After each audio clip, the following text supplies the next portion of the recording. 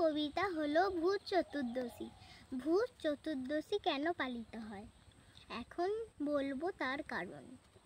পুরাণে বলে রাজা বলি করেন এক যজ্ঞের আয়োজন।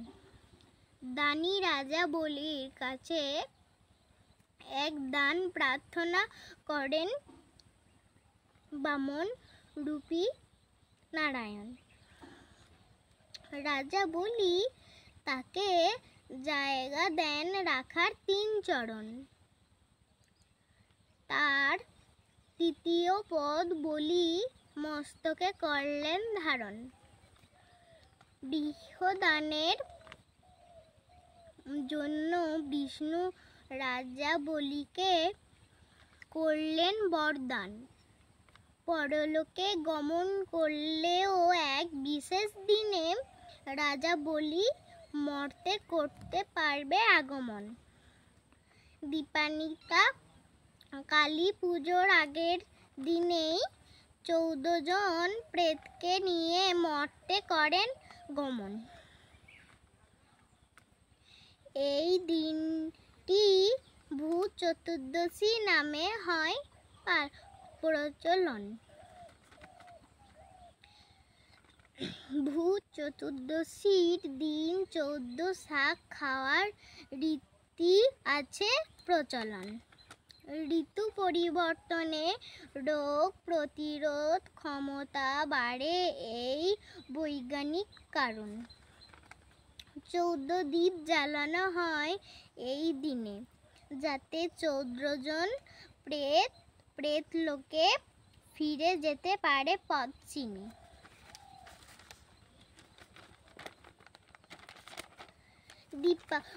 তারপরের কবিতা হলো দীপাবলি।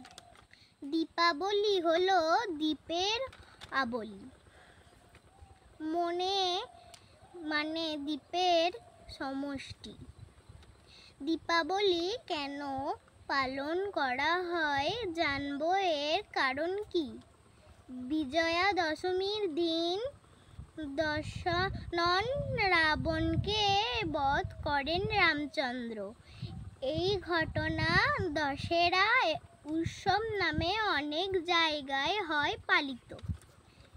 এই ঘটনার 18 দিন পর 14 বছর বনবাসের শেষে রাম সীতা লক্ষ্মণ ফিরে আসেন অযোধ্যায়।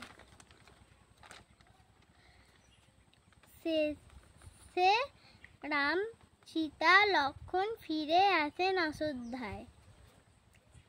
অযোধ্যাবাসী দীপাবলি পালন করলো তাদের অভ্যর্থনায়। দীপাবলি হলো অন্ধকারের বিরুদ্ধে আলোর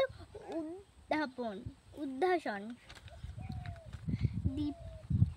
মন্দের বিরুদ্ধে ভালোর জয় উদযাপন। প্রেম প্রীতি ভালোবাসার চিরন্তন শিখার প্রচলন। দীপাবলির আলোর মতো দীপ্তিময় হয়ে উঠুক সকলের জীবন। পরের কবিতা হলো ভাইফোঁটা।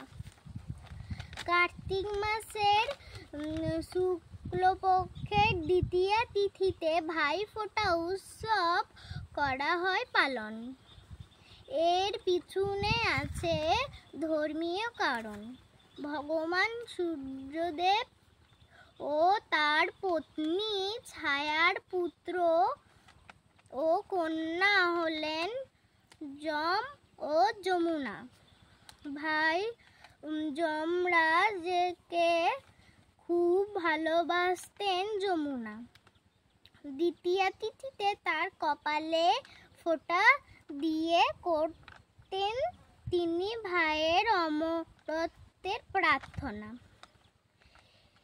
একবার করব তারই বর্ণনা।